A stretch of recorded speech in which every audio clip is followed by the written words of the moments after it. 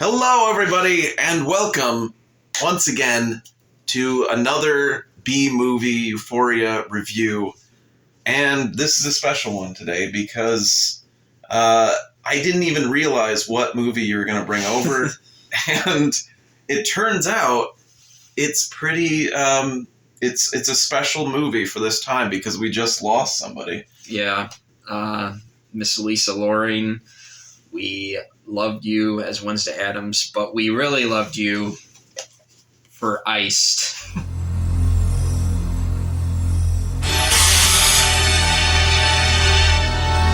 The original Wednesday Addams. The original Wednesday Addams, not Jenna Ortega or Christina Ricci or whoever played her in the Halloween special. Yeah. And the one with Tim Curry. Yes, the Addams Family Reunion. All those other ones. They were all special in their own way. Yes, but Lisa Loring has this in her resume in addition to being Wednesday Addams. And none of the other Wednesdays can say that they were in Iced. Would you two just please both be my friends for 5 minutes and help me with this? Christina Ricci was probably in better movies. Yeah, Christina Ricci was in Cursed, which is kind of close, but... And Black Snake Moan, and... yeah, that one. Iced! We're talking about Iced. The not shot on video, but shot on film and then transferred to video. So it's in the Bleeding Skull book, the first Bleeding Skull book. We have both of them, and it is...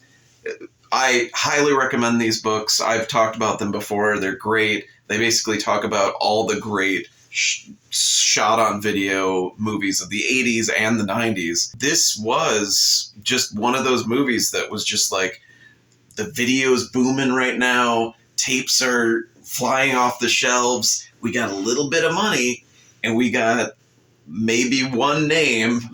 Let's put all that together and let's make a really acceptable slasher movie.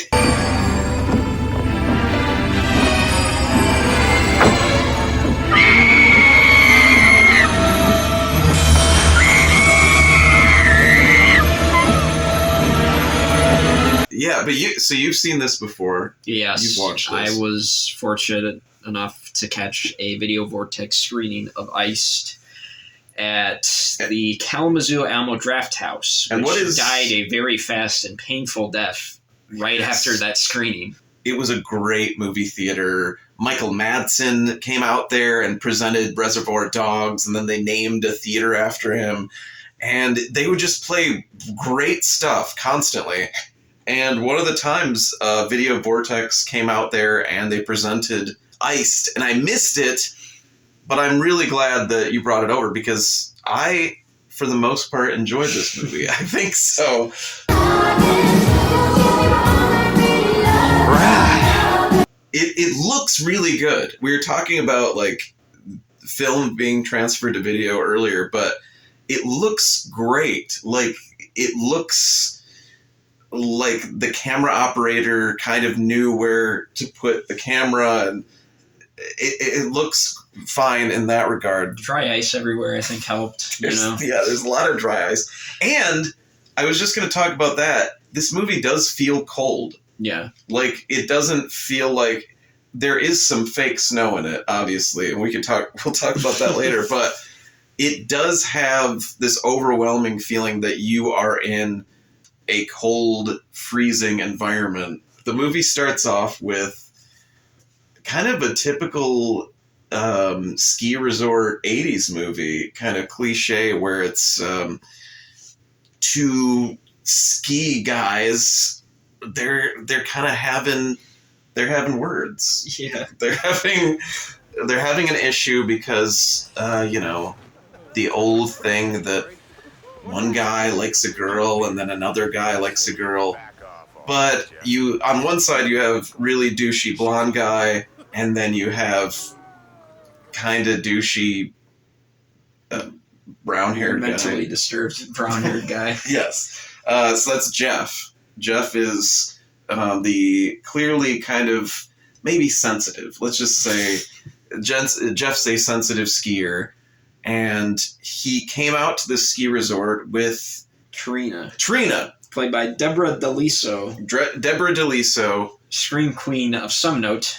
I think Yeah. she was at Wasteland a few times. What else has she been in? One of the Slumber Party Massacre movies. I can't remember which. Okay. But there's this guy, what is his? I didn't remember anybody's name in this movie.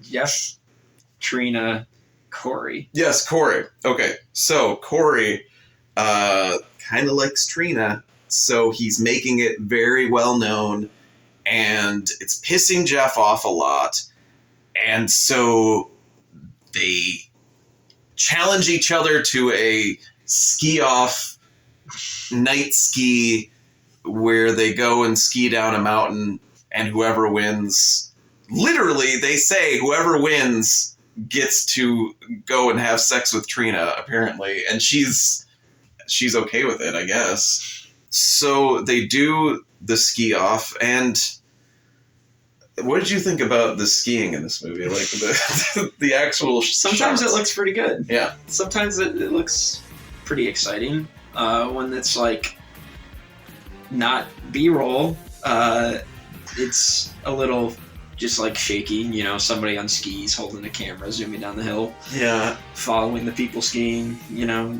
it doesn't, that whole race doesn't feel as high octane as it probably should be. Corey, of course, because he is the alpha male, he ends up winning. And it's really tragic because Jeff, who's just trying to be a cool guy and just trying to be liked, literally everyone at the ski resort thinks he's a loser. He comes back from talking to someone mysteriously at the ski resort bar, and he comes back to find his not really girlfriend Trina and this guy that he doesn't really like. He comes back to their room to find them arm wrestling on the bed. And then he goes, "You fuckers!" Jeff! You fuckers! I mean, who wouldn't be upset? You come home and someone's arm wrestling with the girl that you're not really dating, but you brought to a ski resort. Can you imagine the amount of pain and suffering? Anyway, he goes off to do what, you know, any red-blooded skiing American would do, and he goes off to ski, and it's really hilarious because he's just like, honestly, this is kind of like a good moral thing here because you should never ski when you're upset. But Jeff literally just goes right off a hill and just lands on a big rock. Big fake rock. A big fake rock. And it is kind of funny.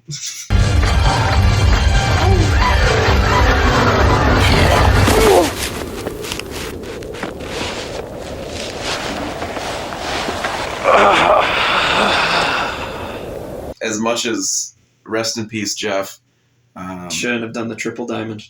Or is it rest in peace, Jeff?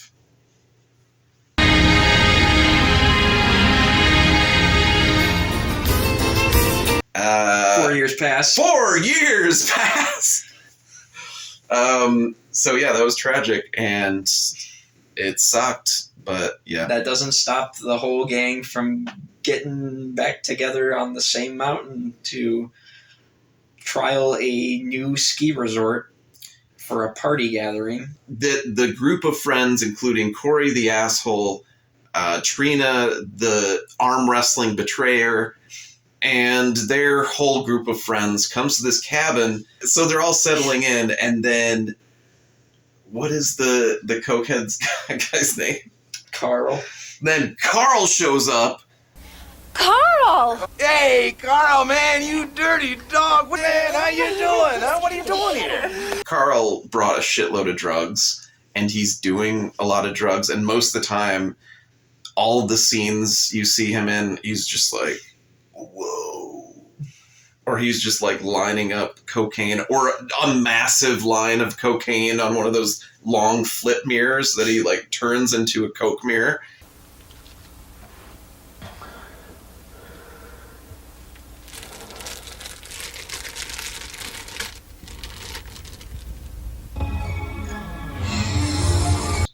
like we said, one of the friends is Wednesday.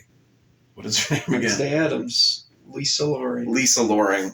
And she has some incredible outfits throughout this movie. And they change a lot. I think she just brought her entire wardrobe, and she's like, I'm wearing all of this.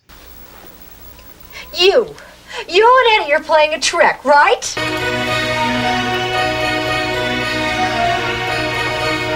Oh, it's so cozy. Honestly, the main draw of this movie for me is Lisa Loring. So I say thank you so much for bringing all your clothes to this ski resort. And then ditching them. Yes. For several scenes.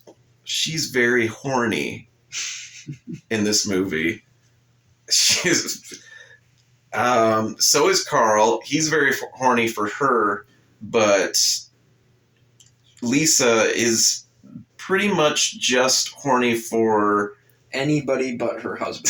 Her husband and Carl, because he's sleazy. But she's very horny for the voice of the real estate agent that they're supposed to be meeting there at this cabin. And she's never met him, but she hears his voice over the phone. It's just saying, I'll be there soon.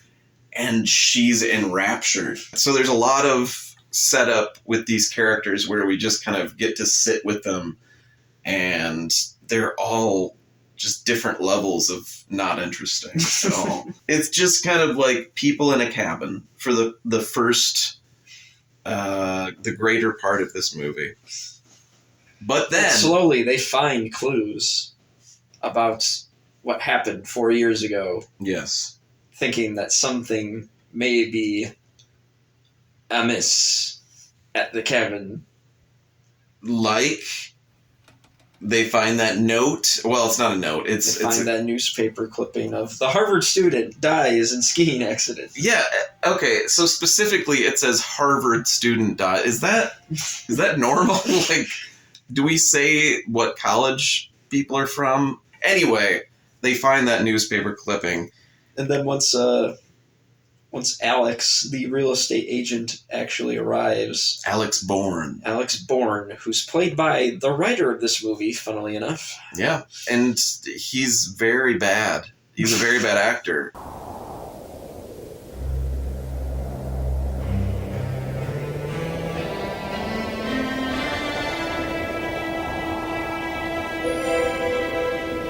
Hi, I'm Alex Bourne. He drops the bomb while it's like, oh, your friend Jeff is gonna be here soon, though, right? And they're like, Jeff? What? They're like, Jeff's dead. This is one of those horror movies where it's a group of people, like, what do you call it? Like, I know what she did last summer. Yeah, where a group everybody of people feels guilty. They all feel guilty for Jeff's death. And that's what's really weird, because none of them really are. None of them are guilty. It's not like Slaughter High situation where they all pranked the dude. Yeah, they didn't prank They all Jeff. just bust in his balls. So they find the newspaper clipping. They all get... The guy who... The real estate agent is like, oh, well, I sent letters to everybody on that ledger from 4 years ago, and I got a response saying Jeff would come, so I think he'd be... I was expecting him to be with you guys. Mm-hmm. So... And that's when the movie's like... The ghost of Jeff is out there. You get one kill before You get one kill with a... what do you call it? The big shovel truck, you know? Oh, like a bulldozer, basically. Kind of like a bulldozer. It's not really a bulldozer. It's got a scoop. Big bulldozer kind of scoop. With thingy. A scoop. Yeah.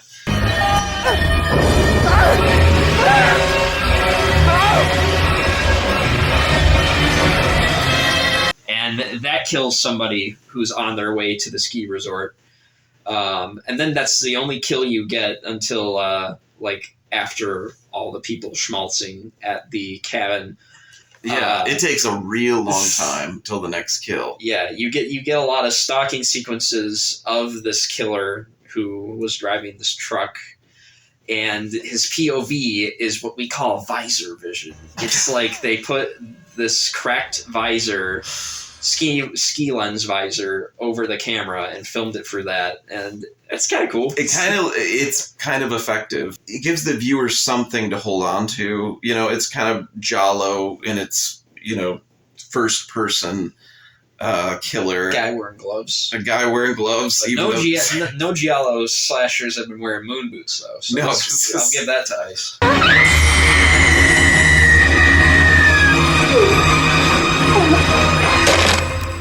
We start getting more visor vision as he starts taking off the friends one by one. Yeah. And it's getting brutal. There's some steamy, like, hallucination / premonition scenes. Ooh, yeah. Because Lisa Loring, the whole time, Lisa Loring's having these sexy dreams about Alex Bourne. And ooh, just like so many. It's just like a lot of sex scenes in this movie. And most of them are dreams. I think they just repeat the Lisa Loring tub scene like twice. Yes. Lisa Loring gets in a gigantic hot tub, and it is super hot. This movie should just be called the Lisa Loring bathtub explosion video. We get more deaths, we get more boobs. Everybody's playing with each other. The synthesizer score switches to, like, orchestral. Yeah, the score gets more adult. It gets more advanced. And it starts sounding like a Friday the 13th movie almost with the way it goes. Because usually, this is what we're hearing, is like... This stupid MIDI synthesizer music. And then it goes... and just like actual like nail biting music, and then sometimes the bad synth music and the really good soundtrack are just laid over mixing. Yeah. So not to give too much away, but Debra DeLiso is kind of the final girl of this movie, and her like the last 20 minutes, maybe 25 minutes, she's without pants in this very cold, clearly cold environment, and she has multiple opportunities to get pants. She goes into multiple bedrooms to escape iced. and she keeps like falling over things. I saw like 4 sets of pants that she could have put on, anything, and then she just runs outside again, no pants. But that was really exciting. Granted, you know, okay, well, Nick, of course she would have put on clothes. She just saw her husband stabbed and lying in the pool, blood on the floor. Yeah, that's fair. But she puts on a coat and boots. Yeah, she takes the time to put on other pieces of clothing, just not pants. Once the energy and everything starts ramping up, it does get fun. We get like an amazing icicle kill. Yeah, Lisa Loring's death is amazing. I like that one. That one was like, I don't even want to ruin it, but it definitely has something to do with a hot tub. I'm sure you can imagine. Lisa Loring is just a gem in this movie. It is great to see just a guy in a ski suit killing people. Yeah, the snowbound ski slasher movie hasn't been done too many times. So I think there's one called like Shredder. There's Shredder. And maybe a couple more. That might be about it. I guess Cold Prey. I guess Cold Prey doesn't really count. It's not really a ski slasher, but it is a snowy slasher. But it's nice that they did put in a lot of like, I don't know if it was like just extra footage, but they did show like an actual ski lodge, and they showed it felt cold, and I liked the 80s ski lodge feeling to it, even though for most of the movie it was just one cabin with a tiny group of people. But it felt good, and I was, except for the first 40 minutes, I wasn't bored. I like this movie a lot. I was quite entertained the first time I saw it. I was still entertained when I watched it again. Yeah, for an 80s slasher, it's definitely not bad. This is probably one of the more watchable shot-on-video slasher movies. I like how dumb some of the dialogue is. Yeah. That's kind of what I was going for. It's just like the bad dialogue mixed with just kind of terrible acting, people getting stabbed in snow. That's great. Yeah, I would say I recommend this. Yeah, would you give it a thumbs up? Yeah. Would you give it a snap? A snap? A snap. Like, yeah, I would give it a snap. So would you give it 2 snaps? Yeah, I think I would. Da-da-da-dum. Check it out. Rest in peace, Lisa Loring. Mm-hmm. She was in a few other late 80s gems. Yeah. I think that might be worth watching. Well, like Blood Harvest. That was one interesting trivia that I read about this, is that people were upset Blood Frenzy at seeing Wednesday Addams in, being adult in this movie, and her response was, good. I want them to see me as an adult because I've been a child star all my life. I want to be known as something else. And even if not that many people know this movie, it's still something. It's still another part of her legacy, which was important. Mm-hmm. And that's all we're trying to say here. So thanks yet again for watching B-Movie Euphoria. And that was our review of Iced. Have a good one.